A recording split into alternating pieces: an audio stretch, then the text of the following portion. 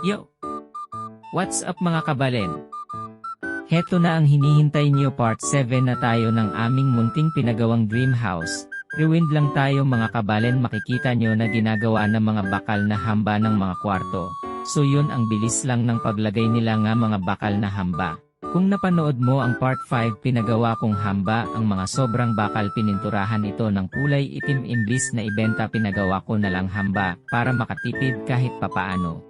Bandang hapon binalikan namin sila, at tapos na silang maglagay ng mga bakal na hamba sa second floor, at tinatanggal nila ang mga simentong natuyo sa sahig para i-prepare kapag nag-tiles. Fast forward, natapos na lagyan ng bakal na hamba ang restroom at garahe sa may first floor, at makikita nyo na tinambak muna namin sa may restroom ang mga kalat upang makakilos ng maayos ang mga gumagawa. So yun, natapos na ang hagdan. Sorry na madumi pa, dahil akyat baba ang mga nagtatrabaho. Hindi pa nalagyan handrail sa video na to, dahil nag-rewind tayo since hindi nalagay sa last video.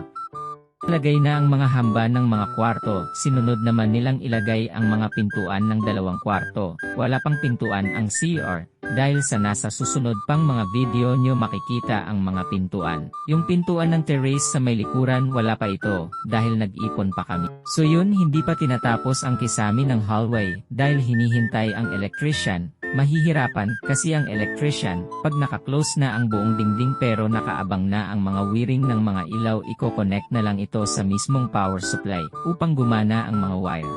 Pagpasensyahan nyo na madumi ang kwarto, dahil dito nilagay ang mga hardiflex na pinagputulan sobra sa pagkikisam. So yun, nagkulangan ang mga materyales, kaya pumunta agad ng hardware, para bilhin mga bakal at skin ko at nakulang, at pagkadating sa bahay, ibinaba agad nila ang mga nabiling materyales galing sa hardware. As you can see, nalagay na yung handrail dito, pero nagkulangan ito kaya bumili pa ng isang metal pipe. Heto yung sukat ng handrail na napili ko ito, dahil nakita ko ito sa isang bahay na napuntahan namin. Ang nagandahan ako dito, kaya nagka-idea ako kung ano ang design na maganda ang ilagay sa handrail. Metal pipe ang pinalagay muna namin pansamantala since di papasok sa budget ang stainless. Kapag nakaipon na kami at ipapalit namin ng stainless. Fast forward. Pumunta ako saglit sa bahay, upang tignan ito at i-check kung ano na ang natapos, at pagdating ko sa bahay nandito na pala ang electrician, at nailagay na pala yung mga chandelier. Wow, mayaman yarn. Yun, pina-check nga sa akin, para makita na umaandar na ang mga ilaw, at maayos naman lahat ng ilaw.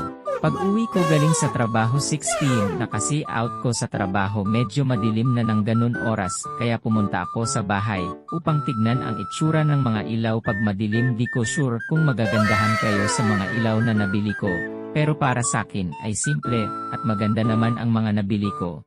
Sa shop ko lang nabili ang mga chandelier at ilaw na ginamit sa dream house namin.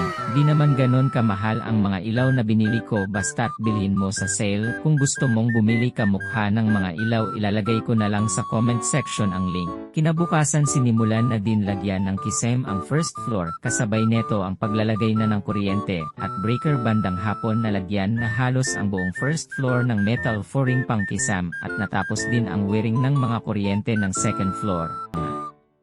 At kung umabot ka sa part ng video na to, paki-comment naman kung taga saan ka, para alam ko kung saan umabot nag-video ko, at para ma-shout kita sa susunod pa na video.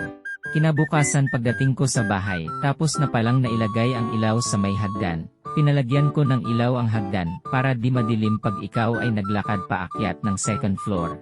Bale, pinalagyan ko ito ng sensor, para automatic bubukas ang ilaw pag ikaw ay umakyat or bumababa sa hagdan. At bago matapos ang araw, nalagay na din ang kisami, ang maliit na terrace, sa may kwarto, na isa malapit sa daan. Sinabihan ako na tapos na din nalagay ang mga ilaw ng dining at kusina, pero yung sa may sala naglagay din ng temporary para i-check kung umaandar sensor. Pero yun nga, medyo nagka-problema sa sensor, late ang sensor at kailangan malapitan bago ka ma-detect, kaya pinapalitan ng bago yung mga sensor.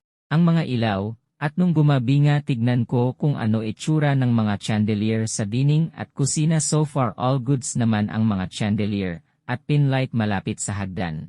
Yun lang, tapos na. Comment for part 8.